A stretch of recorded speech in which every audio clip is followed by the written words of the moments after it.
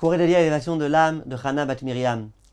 Chers amis, dans la paracha, il est écrit que Lavan va embrasser ses filles et qu'il va les bénir. Le verset dit Vayashkem Lavan baboker vayenashek levana velivnotav vayivarech ethem. Vient le Sforno et il dit quelque chose de très intéressant. Il dit, on sait très bien que la bracha d'une personne, quelle que soit cette personne, elle a un impact. L'otiye birkat ediot kala be'ainecha. Quand quelqu'un qui est ni un très grand rave, ni un très grand talmid chacham, ni un très grand je sais pas quoi, il te bénit, eh bien sache que sa bracha, elle a du poids. Tu peux obtenir une bracha de lui, essaye, fais ce que tu peux pour obtenir une bracha de lui. Vient le Sforno, il dit, mais pourquoi la Torah nous raconte le fait que Lavan il ait béni ses filles? C'est pour nous dire que la bracha qui marche le mieux, c'est la bracha du père qui bénit ses enfants. Parce que le père, il aime tellement ses enfants, il souhaite tellement leur bien, que la tfila qui fait, la bracha qui fait à leur égard, c'est la bracha la plus sincère possible et imaginable.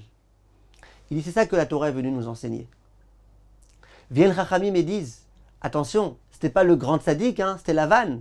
Lavan Aracha, Lavan le mécréant, Lavan qui a voulu tout déraciner, toute la spiritualité, tout le judaïsme, tout. Ce Lavan-là, au moment où il va bénir ses enfants, étant donné qu'il va les bénir du fond du cœur, eh bien ces brachot-là, elles vont avoir un impact. Or nous, quand on a besoin d'être bénis pour tout type de choses, on va avoir des grands rabbanim, on va donner beaucoup d'argent à Tzedaka ici et là-bas. Viennent Chachamim et disent, le meilleur des meilleurs conseils. Si tes parents sont encore en vie, va voir ton père, va voir ta mère et demande-leur une bracha du fond du cœur.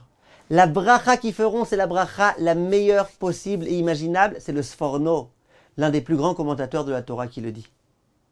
Un jour, raconte le Rav Biderman, il y a un homme qui venait de se marier, qui allait se marier, et qui est venu voir le Rav de Satmar. C'était après la guerre, il était orphelin, il avait perdu ses parents pendant la guerre. Et il a demandé une bracha au Rav. Le Rav a mis la main sur sa tête, et il l'a béni, et il l'a béni, et il l'a béni, et il l'a béni, pendant de longues minutes.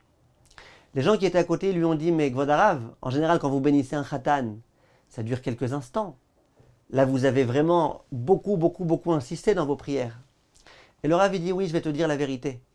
Quand un khatan et une kala se marient, il y a son père et sa mère qui sont à ses côtés et qui le bénissent. Et les brachot du père et de la mère, ils accompagnent le khatan et la kala toute sa vie. Même après la mort des parents. Il dit, mais là, ils sont décédés les parents.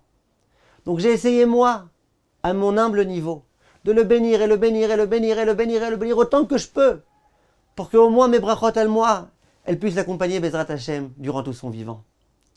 N'oublions pas, mes chers amis, nous avons des parents, nous devons les honorer. Nous avons plein de mitzvot d'Eoraïta que nous accomplissons grâce à eux. N'oublions pas que eux, en dehors du fait qu'ils nous ont donné la vie et qu'on leur doit tout, ils ont aussi une capacité de donner des brachot que personne d'autre au monde peut avoir. Kol tov, mes chers amis.